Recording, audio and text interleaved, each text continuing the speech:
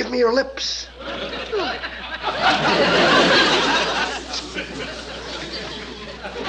When Carolyn Jones signed on to play Morticia Addams on the iconic 1960s sitcom, The Addams Family, it wasn't because her film career was slowing down, as some might assume. She was genuinely fascinated by the role. For her, the driving force in life had always been the opportunity to act, and this role offered her a chance to do just that. The possibility of typecasting, the 2 years after the show's 1964 debut, she might forever be seen only as Morticia, wasn't something she considered. Even when the show ended, she didn't initially see it as a problem. However, she soon realized that typecasting would become a much bigger problem than she had anticipated. Born April 28, 1930 in Amarillo, Texas, Carolyn's early life was anything but easy. It was marked by family conflict and a severe case of asthma that confined her to her home for much of her childhood, with her younger sister, Betteria, as her only companion.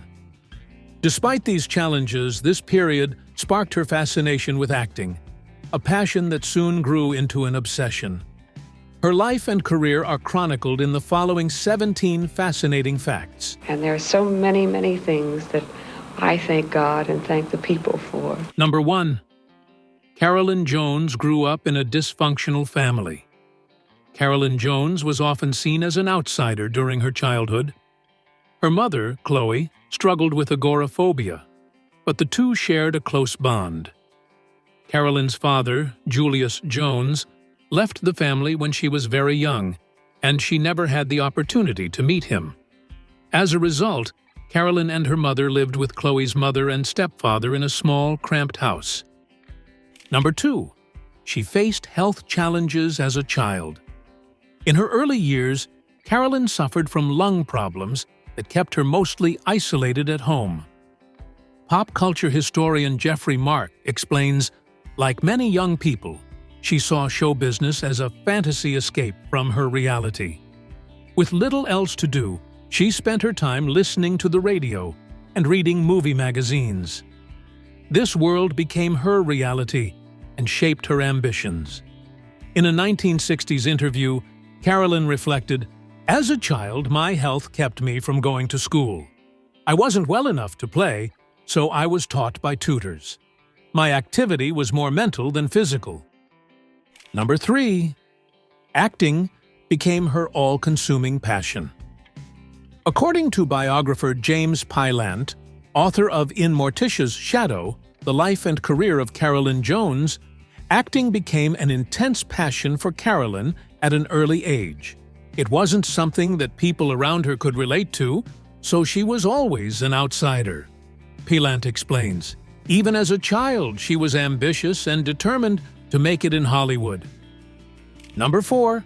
The Pasadena Playhouse. At 17, Carolyn Jones convinced her grandfather of the importance of acting, and he became her biggest supporter, even paying for her to attend the Pasadena Playhouse in California. That really changed everything for her, notes biographer James Pylant. For the first time, she was free and in her element. She never worked outside of entertainment, except for a brief 2-week stint in a stationery company before she left Texas. Number 5. Signing with Paramount Pictures. While performing at the Pasadena Playhouse, Carolyn caught the eye of a Paramount Pictures talent scout and was soon signed to a contract with the studio. It seemed that her career was on the rise, although she still faced challenges along the way. Number 6. The game-changing nose job. Remarkably, Carolyn's career took off after she had a nose job, which was also paid for by her supportive grandfather. She wouldn't have gotten the roles without it, Pylant says. Everything changed after that. Hollywood treated her very differently. Years later, Carolyn jumped at the opportunity to star in an episode of Dr. Kildare, playing a woman undergoing a nose job. She connected with the character, whose storyline explored the aftermath of the surgery and the resentment of how men who once rejected her suddenly treated her differently. a scenario Carolyn experienced in real life. Number 7. Going blonde helped? Somewhat. In a 1953 interview with the Abilene Reporter News, Carolyn Jones discussed the importance of balancing talent and looks in Hollywood. "Dyeing my hair blonde made a difference," she said. "Once I became a definite blonde, I was signed to a term contract at Paramount. In my experience, being blonde gets you more attention, and with that attention comes confidence, which leads to a chain of positive reactions." But the effect wasn't immediate. As Jeffrey Mark notes, the studio system was crumbling at the time, and actors had to navigate their careers more independently. She began to get small roles in quality films, but the work wasn't plentiful. Finally, she took a bold step. She cut off her long blonde hair and dyed it jet black. Suddenly, Hollywood took notice. Producers started asking, "Who is this girl?" She began receiving award nominations and working with stars like Frank Sinatra and Elvis Presley. Her fame grew, and she finally stood out. Carolyn's notable films included King Creole, 1958, with Presley, and A Hole in the Head, 1959, with Sinatra. Number 8. Carolyn embraced the power of being a brunette. In a 1956 interview, Carolyn shared her thoughts on the difference between being a blonde and a brunette. "When I was a blonde, people thought I was sexy but shallow. A brunette, on the other hand, is more mysterious, a hunt-and-conquer type. As a blonde, I was competing with the likes of Jane Mansfield and Marilyn Monroe. But I've spent my life trying to be an actress, not a sex symbol. As a brunette, I feel I've really come into my own." Biographer James Peelant reveals that Carolyn privately resented the physical changes she underwent. In her diary, she expressed frustration at being passed over for roles because she wasn't considered pretty enough. She also resented how people's attitudes toward her changed. They suddenly wanted her after previously rejecting her. Number 9. Ageism became a challenge. By the time Carolyn Jones reached her mid-30s, she felt that the number and quality of roles were dwindling. Biographer James Peelant explains, "Hollywood at that time considered 35 to be old for an actress, and the quality roles just weren't there anymore. The offers slowed down, and that's when television became more important to her career." Jeffrey Mark adds, "Carolyn often played edgy, rebellious characters. Women who weren't innocent, who drank, smoked, and lived unconventional lives as bohemians, beatniks, or prostitutes. She excelled in these roles." Then, about 14 years into her career, came the Addams Family. Number 10. Becoming Morticia Addams in 1964. In 1964, Carolyn Jones took on the role of Morticia Addams in The Addams Family, a television show based on Charles Addams' New Yorker comic strips. The show put a macabre twist on the typical American sitcom. "I followed the instructions I was given on the first day of filming, to play Morticia just like Donna Reed," Carolyn recalled. The show ran from 1964 to 1966, with Carolyn starring as Morticia alongside John Astin as her husband, Gomez, Lisa Loring and Ken Weatherwax as her children, Wednesday and Pugsley, Blossom Rock as Grandma, Jackie Coogan as Uncle Fester, and Ted Cassidy as her zombie-like butler, Lurch. Number 11. Her acting talent brought Morticia to life. Jeffrey Mark believes that without Carolyn Jones' skills as an actress, she would not have been able to bring Morticia Addams to life as effectively as she did. "It was a difficult role to play," Mark explains.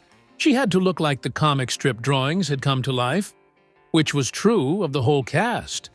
But on top of that, she had to exude a smoldering sexuality that was rarely seen on television in the 1960s, especially in sitcoms. Morticia had to be confident, warm, and loving.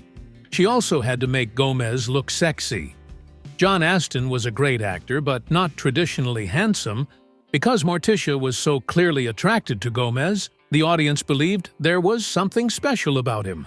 James Pylant adds, "The level of sexuality in the Addams Family was surprising, especially coming from a show like I Love Lucy, where the couple had twin beds. In contrast, Gomez and Morticia were extremely romantic, and Gomez couldn't control his passion for her. That was unheard of on television at the time." Number 12. Carolyn Jones truly enjoyed the Addams Family. James Pylant insists that Carolyn Jones wasn't desperate for work when she took on the role of Morticia Addams. It was a role she really connected with. She could relate to Morticia's sense of humor, and she contributed ideas that shaped the character, Pylant explains. For example, when Charles Addams told her about Cousin It, Carolyn quipped, "Which side of the family is he from?" "Both sides, I hope," a line that made it into the script. Number 13. Crafting the character. In an interview with the Corpus Christi Caller-Times during the show's production, Carolyn described how the character of Morticia came to life. "A lot of it came from the costume. My skirt is so tight that I can only take tiny steps, which forced me to do a minimum amount of movement. This added to Morticia's poise and elegance." Number 14. Post-Addams Family and typecasting concerns. The Addams Family only ran for 2 seasons, from 1964 to 1966. Carolyn wasn't worried about being typecast at first, saying, "Morticia doesn't haunt me. I've been lucky. The producers don't see me as just that character. I've had the opportunity to play a variety of roles. I did it before the Addams Family, and I continued to do it after. I was even nominated for an Academy Award in 1957 for The Bachelor Party." Pylant notes, however, that over time Carolyn began to realize that many people only saw her as Morticia. She slowly accepted that she would be Morticia forever, even though she loved the role. She enjoyed stepping away from Morticia to guest star as Marcia, Queen of Diamonds, in 5 episodes of the Adam West Batman series. In 1977, she reprised Morticia for the television movie Halloween with the Addams Family. At the time, Carolyn was hoping that the movie would lead to a new series, as she was struggling to find work. Unfortunately, the show never materialized. Number 15. Carolyn Jones wrote a sex novel. In 1971, Carolyn Jones wrote Twice Upon a Time, a novel that shocked many at the time for its sexual themes. Facing a lull in her career, she told the Austin American, "I'm not one to sit around and tend to my roses, so I started writing out of boredom. I had recently gone through a personal sexual crisis, and it was therapeutic to get it out on paper." James Pylant notes that Twice Upon a Time was not well received. It was a thinly veiled critique of Hollywood, and its explicit content didn't sit well with her fans. As sexy as Morticia was, she was subtle, and there was no subtlety in the book. It had some success, but it didn't do much for her career. Number 16. Her final acting roles. By the late 1970s, Carolyn had moved on to dinner theater, a return to the live stage she loved from her days at the Pasadena Playhouse. Her final role came in the early 1980s as Myrna Clegg on the daytime soap opera Capital. Carolyn enjoyed playing the villainous character, telling the Kilgore News Herald in 1982, "Myrna is meaner than J.R. Ewing. Together, they could tear the world apart. I based Myrna on 3 women I know, though they'd kill me if I told you who." Commenting on the allure of the Capitol, Carolyn said, "Washington is the capital of glamour and scandal. Hollywood stars often go to bed alone, but I doubt many senators do. They don't have to wake up at 5 in the morning with bags under their eyes to work." Pylant adds that by the time Capital came along, Carolyn had already been diagnosed with cancer. She auditioned for other roles, including Mrs. Roper in Three's Company, but didn't get the part. Even then, with her extensive resume, she still had to audition. But Capitol was unique, with well-known stars, and Carolyn loved playing Myrna, feeling that the role allowed her to really let loose. She saw Myrna as a counterpart to J.R. Ewing. Number 17. Her personal life and final days. Carolyn Jones was married 4 times. To Don Donaldson, 1950 to 1951, producer Aaron Spelling, 1953 to 1964, Broadway musician Herbert Green, 1968 to 1977, and actor Peter Bailey Britton, 1982, until her death. In March 1981, Carolyn was diagnosed with colon cancer, a condition she kept secret, telling others she suffered from ulcers. Despite her illness, she continued to work at the Capitol until July 1983, when she fell into a coma. She died of the disease on August 3, 1983, at the age of 53. Her death was a shock, Hylant recalls. She was incredibly brave to continue acting knowing she was dying. She underwent chemotherapy while delivering a riveting performance. Her courage was remarkable, he adds. Carolyn's legacy as an icon lives on. Her sister and I have talked about this many times.